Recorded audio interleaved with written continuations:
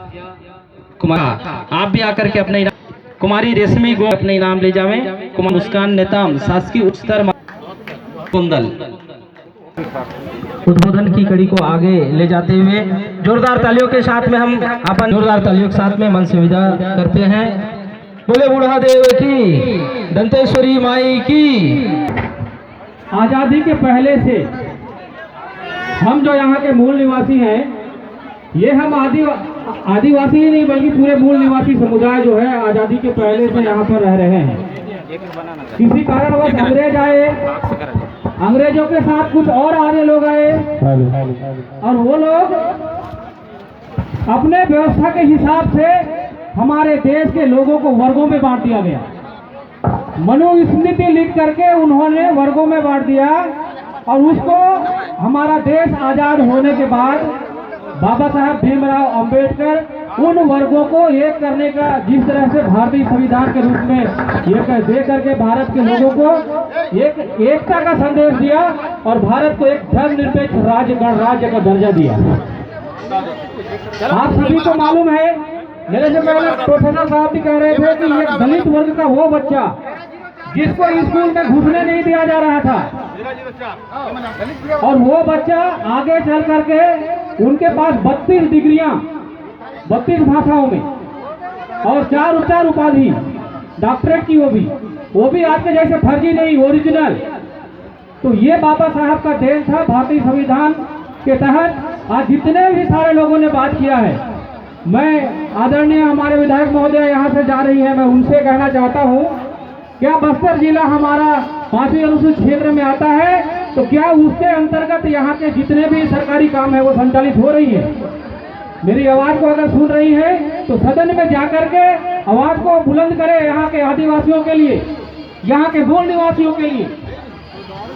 जिस तरह से जो भी संवैधानिक अधिकार 5वीं अनुसूची के तहत हो, चाहे वो 6वीं अनुसूची के तहत हो, चाहे भारतीय संविधान के तहत हो, आज जितने भी जो सरकारी नीति नियमों में जो भी नियम बन रहे हैं और जो संचालित हो रहे हैं सरकारी ऑफिसों में, वो सामान्य कानूनों के तहत हो रहा है। क्योंकि हमारा कांकेर जिला भी वो अनुसूचित क्षेत्र के अंतर्गत आता है, तो 5वीं अनुसूचित क्षेत्र के नीति नियमों के अनुसार ही कोई भी काम होना चाहिए।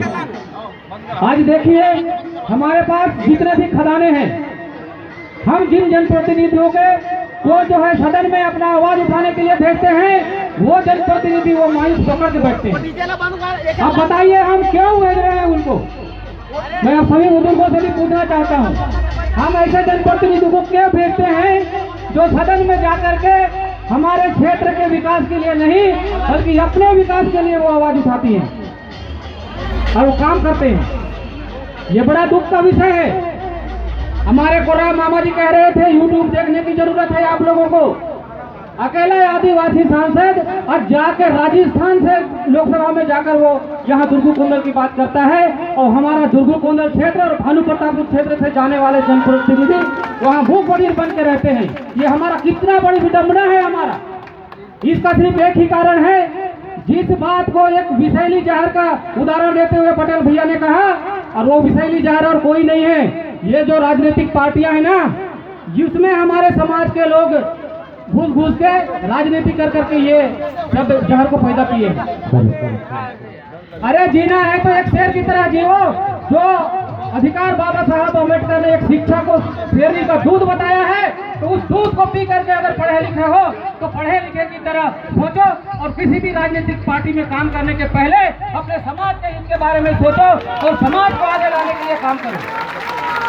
किसी दिन में हम भी एक फालतू कुत्ते की तरह काम करते थे वही राजनीतिक पार्टी में, लेकिन जिस दिन से हमारे समाज की भावनाओं को के बारे में हमको बात पता चला, उस दिन से हम पार्टी को साइड में रख के जहाँ भी समाज का काम होता है, अगर हमको 2 मिनट का भी समय होता है तो हम जाकर काम करने के लिए तैयार हैं। ये क्या है, आज आप लोग मोबाइलों के माध्यम से देखते हो, मुसलमान लड़ रहा है अपना अलग, ईसाई लड़ रहा है अपना चर्च के लिए, हिंदू लड़ रहा है अपना मंदिर के लिए, और ये जो वन संपदा और प्रकृति बचाने के लिए अगर कोई लड़ता है तो ये मूल निवासी समुदाय है, जिसके पूरा धरती के नीचे अरबों खरबों का खदान है। इस बात को हम क्यों नहीं सोचते?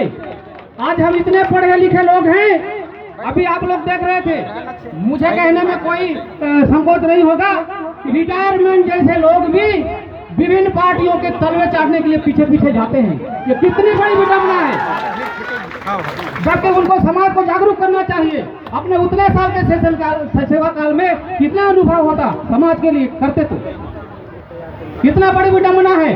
आज आप देख रहे हो जैसे मनुस्मृति में वर्णों के आधार पर बांट दिए थे, ये टावर वाले लोग, मैं इशारा में कह रहा हूँ, समझ काफी है।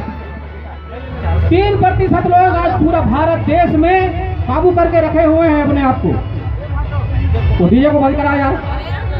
पूरा हमारा वर्ग का भी अगर अधिकारी है तो उन्हीं के इशारों में काम करता है। उसका कारण है ये विभिन्न राजनीतिक दल, और हमको हमारे मूल समुदाय को आज जो बांटने का जो काम किया है, ये वही लोग हैं जो लोग कलार को तुम्हारा कलार समाज, घोड़ को तुम्हारा घोड़ समाज, मरार को तुम्हारा मरार समाज, गाड़ा को अलग तुम्हारा समाज, क्योंकि उनको राजनीति करनी है ना।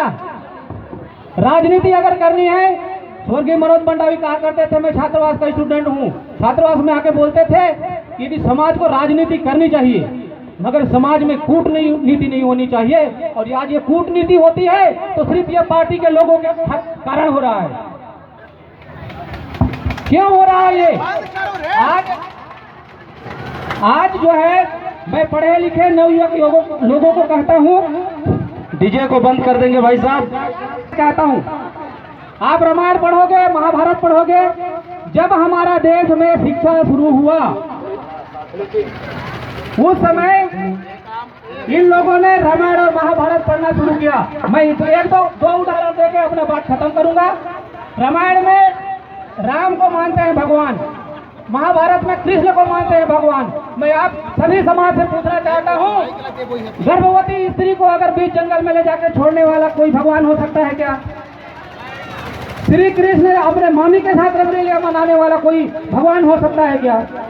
तो आप लोग पढ़े लिखे जागरूक समाज हो, पढ़े लिखे के हिसाब से सोचो।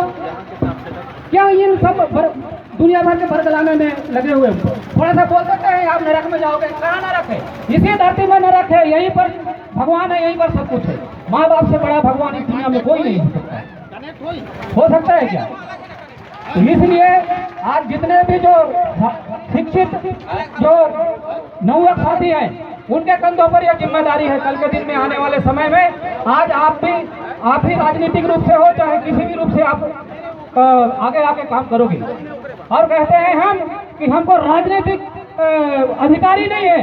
अरे हमारे देश का राष्ट्रपति आदिवासी है, तो इससे बड़ा राजनीतिक पावर और आपको क्या चाहिए? जो देश का सर्वोच्च प्रथम नागरिक वो आदिवासी है, अब उससे ज्यादा बड़ा राजनीतिक पावर क्या चाहिए आप लोगों को? मैं आप सभी का आभार मानते हुए अपने बात को यहीं पर समाप्त करता हूं। धन्यवाद।